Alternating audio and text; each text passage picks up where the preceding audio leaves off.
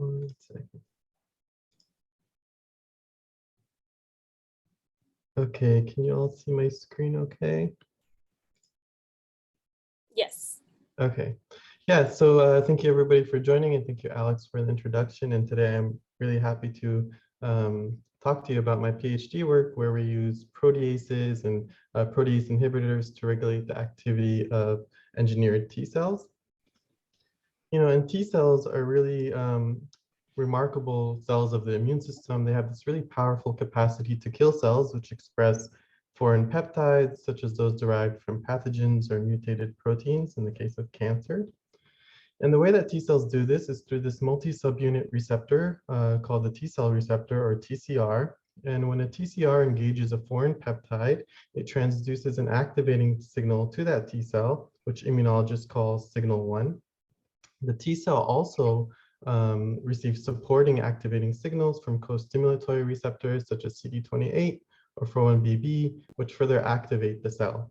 And then the idea behind chimeric antigen receptor technology, or CARs, is we're going to build a synthetic protein, a fusion protein, which borrows from this T cell machinery, but we're going to direct its specificity to an antigen of interest.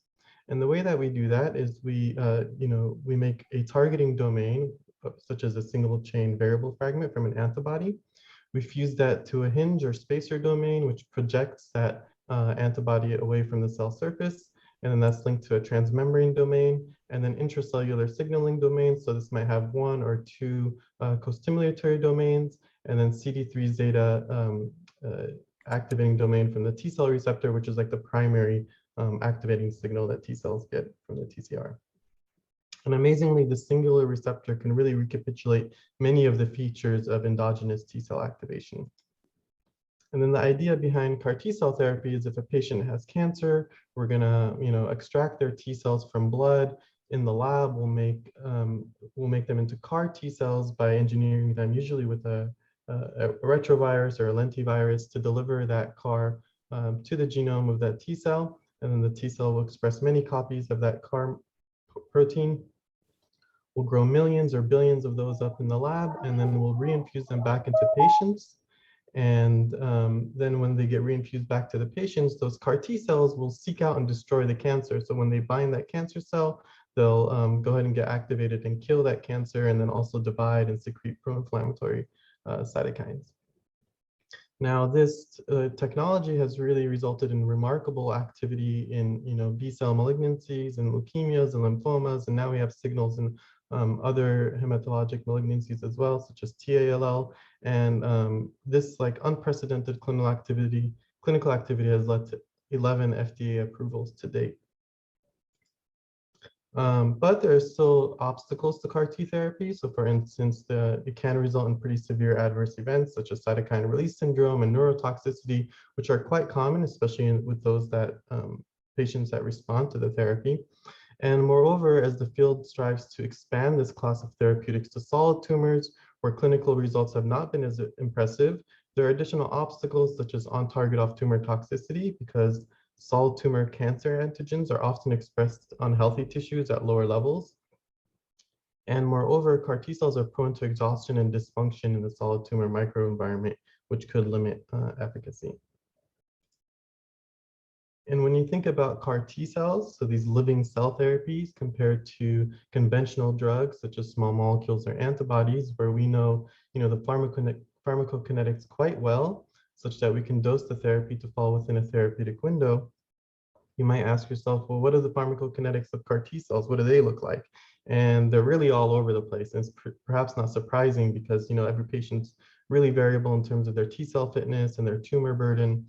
So here what you're seeing, these curves are a patient's expansion of CD19 CAR-T cells, and this is a log scale. And so this variability makes it really hard to kind of predict who's going to get toxicity and to dose the therapy. But since we're engineering these cells to begin with, we have an opportunity to imbue them with control modules such that the activity of CAR-T cells can be dependent on an administered molecule, such as a small molecule agent. And that way we can titrate up CAR-T activity, potentially avoiding toxicities and even optimize the CAR activation profile. Now, this idea is not new, so there are plenty of drug-regulated CAR systems that have been developed for a few years now. For instance, there are drug-inducible promoters, drug-induced dimerization, or adapter CARs, which utilize an administered adapter molecule to link the CAR with the tumor cell. And while these systems represent really significant advances in synthetic biology, they suffer from limitations to translatability.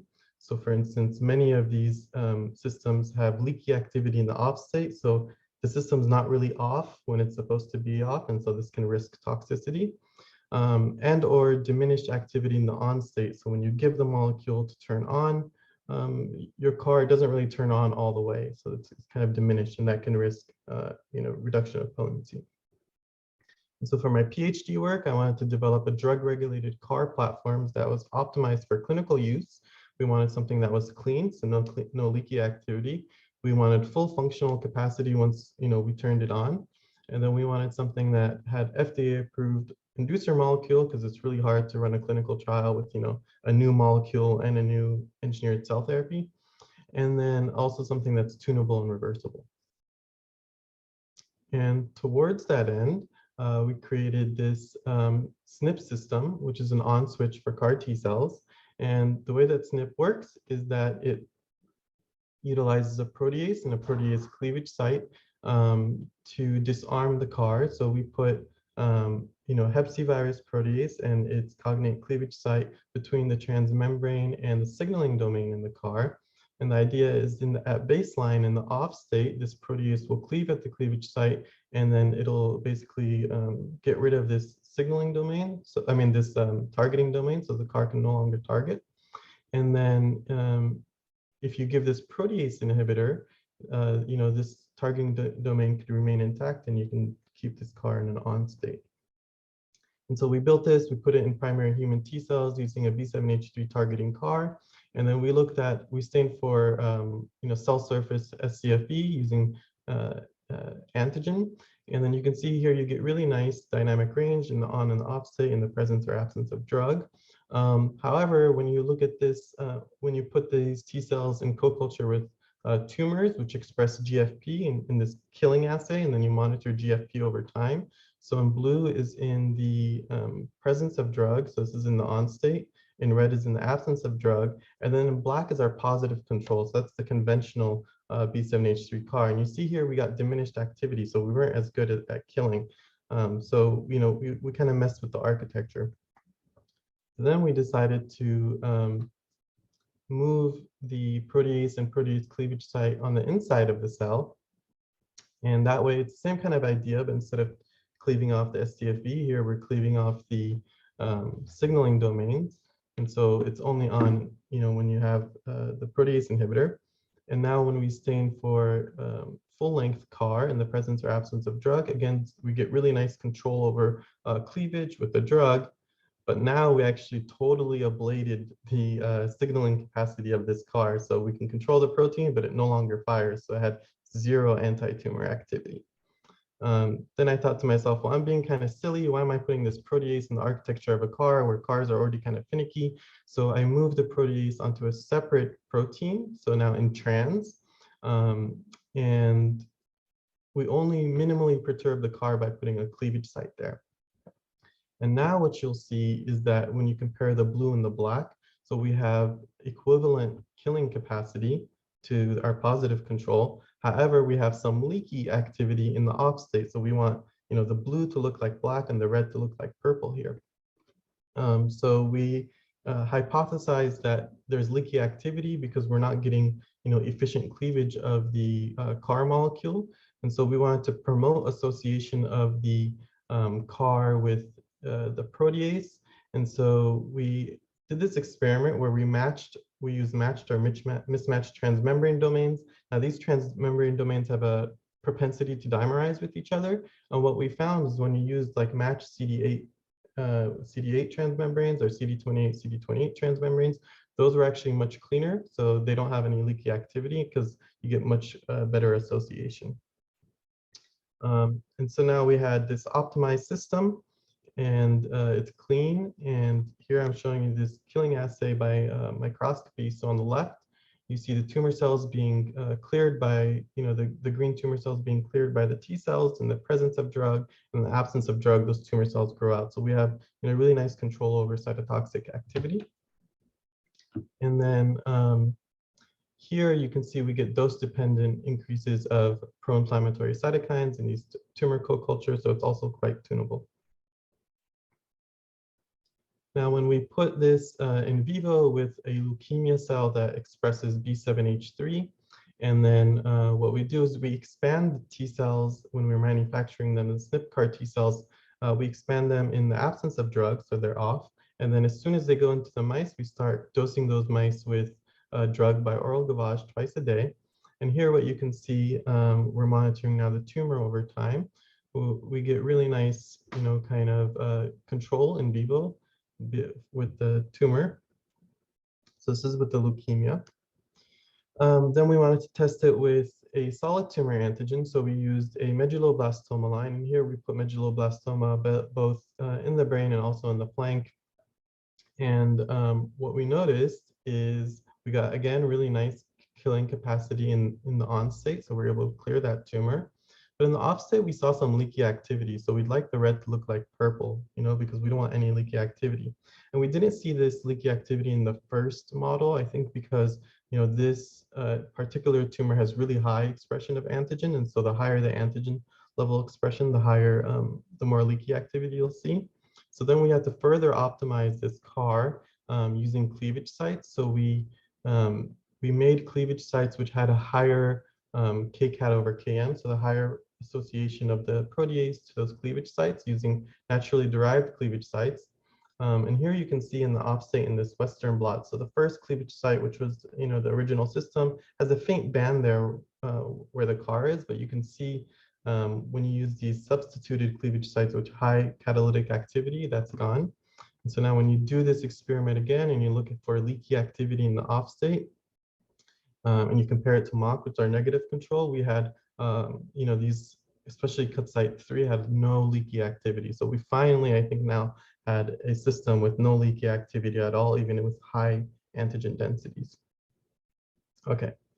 So far I've been showing you, the activity of this SNP CAR-T cells, but you might wonder, well, how does that compare to the conventional CAR? And that's what we were interested in as well.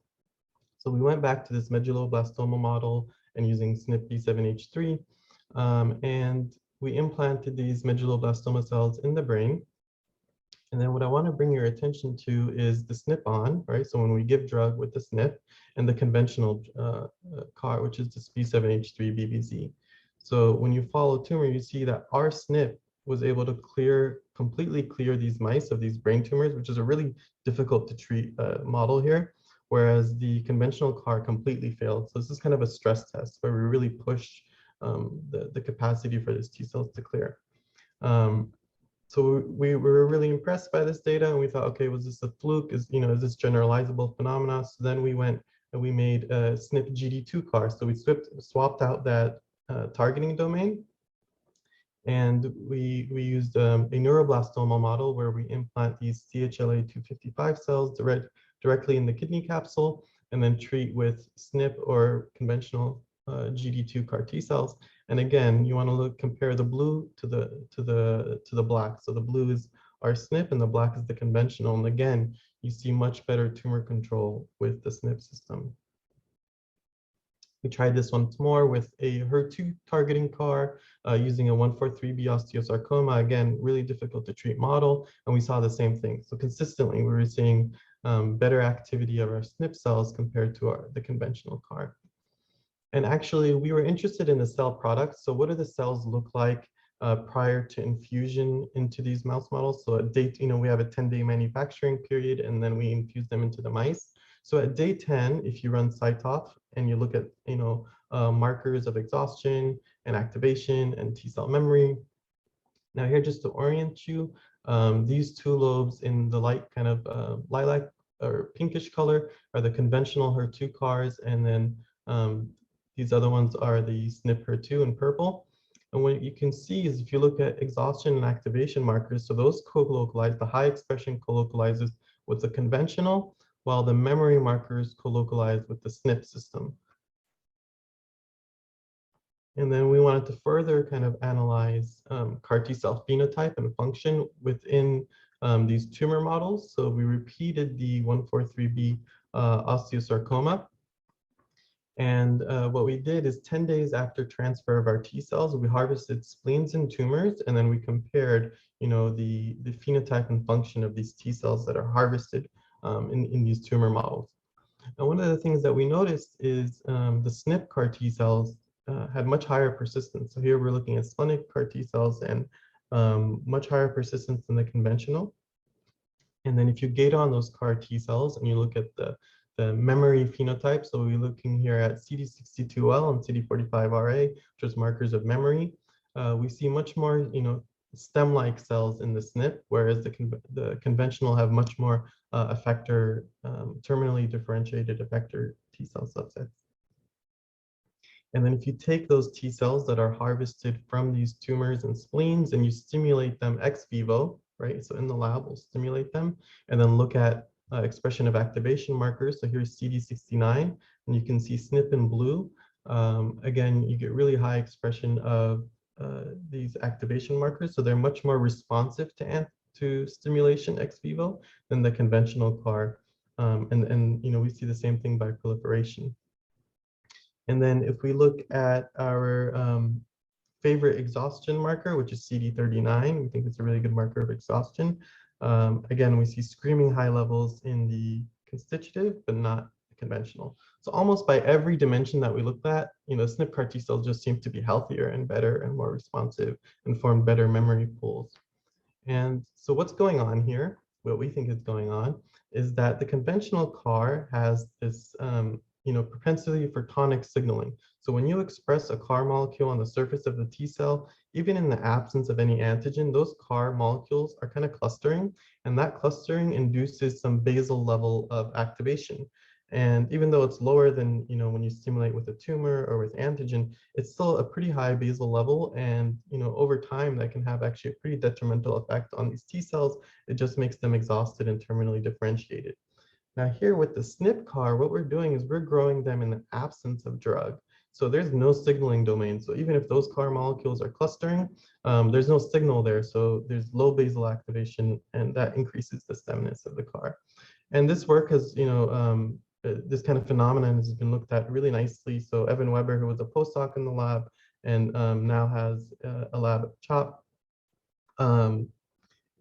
he looked at this very carefully and looked at the biology and epigenetics of the system. So I highly recommend you take a look at that paper. Okay. I've been talking to you about efficacy, but I actually started with toxicity, and that's the reason we actually started building the system to make a safety switch. It just so happened we found that they were also much more effective. What we wanted to see is, now that we have an optimized SNP system, can we actually see if it can serve as a bona fide safety switch? So we turned to a on-target off-tumor toxicity model using a ROR1 targeting CAR. So ROR1 is a tumor-associated antigen, but it's also expressed on essential healthy tissue, right? So what happens is if the CAR-T cells then recognize the healthy tissue, they induce on-target off-tumor toxicity. And so this was developed by Stanford lab, and in their original system, what they do is they irradiate mice, and this increases ROR1 expression on healthy cells, and then they administer this ROR1 CAR derived from this R11 antibody, and then they get toxicity. So we wanted to avoid the irradiation because we found that we thought that would create some confounding kind of variables. So we built a different ROR1 CAR using another antibody, and we used a CD28 domain.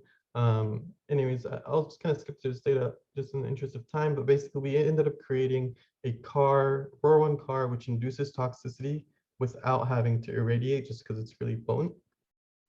And then we also were interested in which kind of cells were being attacked. So we actually engineered this activation reporter using NF-kappa beta and this really super bright luciferase called Antares, which was developed by Mackall Lab at Stanford. And so the idea is if you get CAR activation, NF-kappa B gets turned on, and then it turns on our reporter. And then we have another reporter, which is just firefly luciferase, so that we can track total T cells and activated T cells at the same time. And here what you can see, the ROR1 CAR, and this is, we're looking at T cells here, and there's no tumor. So it's a healthy mouse. And what you can see is that the ROR1 CAR, just even after a day, you can see it gets activated really highly, especially it looks like it's in the lungs. Whereas the control CD19 CAR, which is not toxic, doesn't get activated. When you look at, so that's the activated imaging. When you look at total T cells, I mean, there are a ton of CD19 T cells there, they're just not activated. And then when we actually explanted, took out some of those lungs, some of those organs and looked at activation, again, we saw these lungs really light up with this ROR1 CAR. And then in collaboration with Dr. Kevin Parker, Howard Chang, and Ansu Satpathy at Stanford, we looked at single cell RNA data sets both in human and mouse and tried to see, well, where is ROR1 expressed? And indeed, the highest level expression was in the lungs, and there were certain subsets in the lungs that had really, really high expression of these of ROR1. So for instance, these alveolar type 1 and type 2 cells and other kind of stromal cells.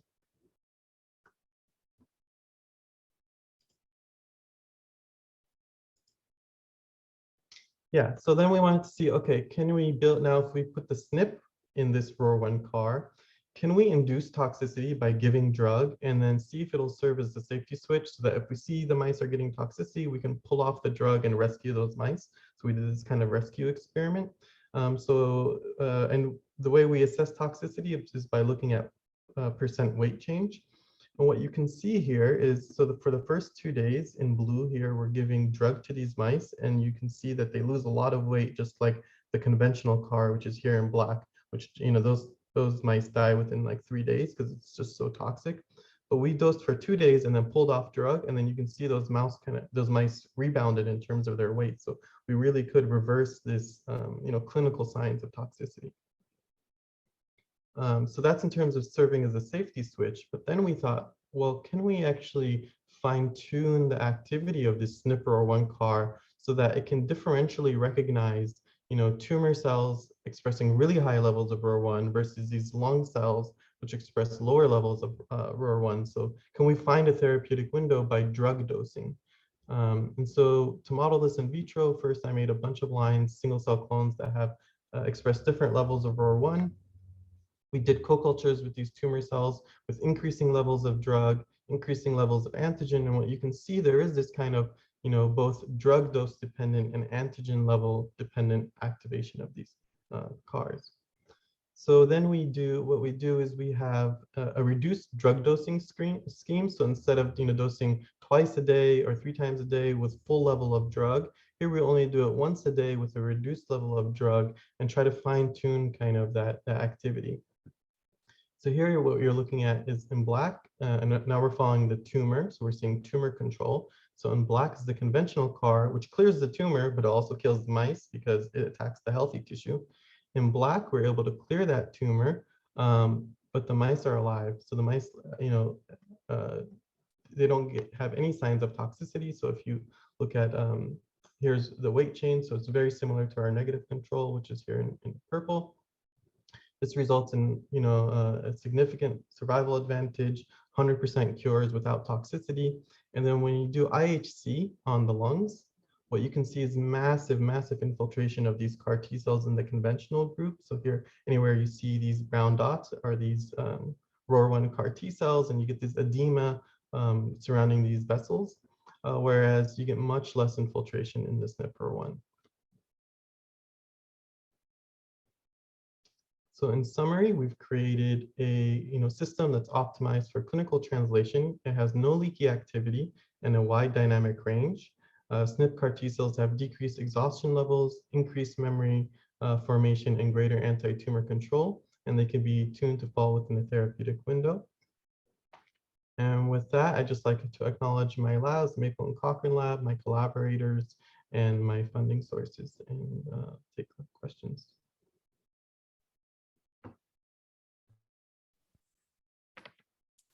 Fantastic job. You clearly put a tremendous amount of work into this, and it shows. It was really great work.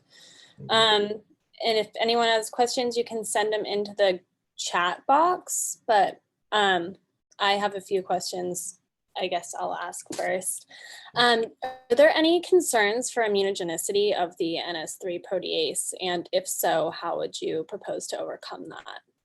Yeah, definitely. I think that's a legitimate concern. You know, we are using a viral protease here. It's not a very big domain, so it's about 200 amino acids. And, you know, is immunogenicity a concern for CAR T cells? I mean, I don't think we have a very good answer to that. All 5 different constructs that are FDA approved right now have non-human components, right? So either murine SCFEs or, you know, the latest BCMA used the camelid nanobodies. So, you know, and people have measured some immune responses. Now, is that the biggest thing, the biggest obstacle to CAR T therapy in these lymphodepleted patients? You know, when would you get immunogenicity? We don't really know. People have studied the immunogenicity of Hep C because, you know, we've been trying to make a vaccine for it and we can't. And, you know, there are T cell responses against Hep C virus, but it's been kind of challenging to make a vaccine. It seems to be able to escape. Now you don't have to worry about antibodies, right? Because everything's inside this, the protease is inside the cell. So you just have to worry about the T cell responses from those fragments. And people have mapped those out, and you know, the protease domain seems to be minimally immunogenic in humans, right? Because we have those Hep C patients that people have looked at, but it's also very amenable to engineering. So there's already hundreds of known mutations to this protease that naturally occur. And so it seems to be able to function even if you make a lot of mutations. So you could try to computationally predict which peptides would be presented and try to, you know, rationally design a protease that's minimally immunogenic. But to be honest, with these kinds of things, there's no way to know until you put it into humans. You know, there's no really good model until you just try clinically. Yeah, absolutely. Thank you. There's a question from the audience. In the off state, do you observe binding between CAR T cells and the target cells due to the scFv? Are there any implications for the non-signaling binding of CAR T cells? You know, it's a good question. We haven't studied it very carefully. Now with, you know, we did see decreased levels of infiltration in the lungs in that toxicity model. So, you know, maybe they're getting there, but they didn't expand or, you know, I guess we haven't really been able to test that, but it's a good point. At least in our toxicity model, even if that is occurring, it's not causing toxicity. I kind of have a question going off of that. In terms of like CAR T cell trafficking, will the CARs in the off state still traffic to the tumor, or do they have to be in the on state?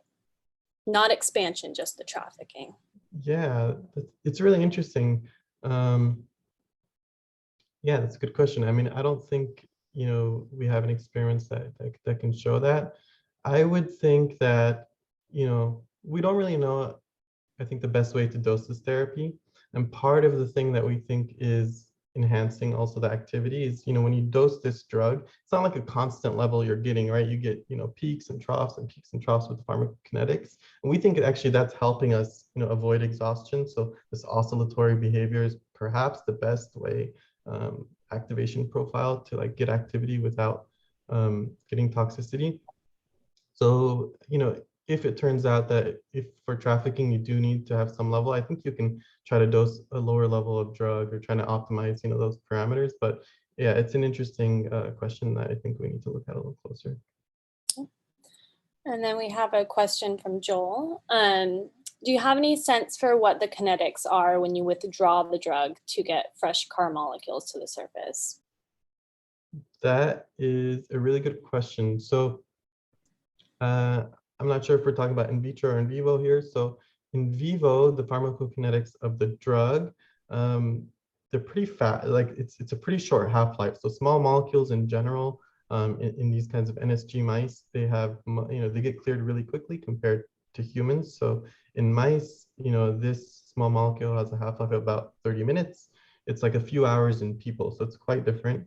Now, in terms of if you withdraw drug and then, you know, how fast does the protease start cleaving the CAR? I think it happens pretty quickly, and we have some functional data to support that. And then when you give drug, you already have, you know, some molecules which have been cleaved, and so those are non-functional. So then you rely on basically the transcription and translation rate of new fresh molecules for that activity. So whatever, your promoter is and that kind of synthesis rate is going to drive the, those kinetics. I have another question. Does your toxicity model assess the risk of neurotoxicity as well as cytokine release syndrome for SNP CARs?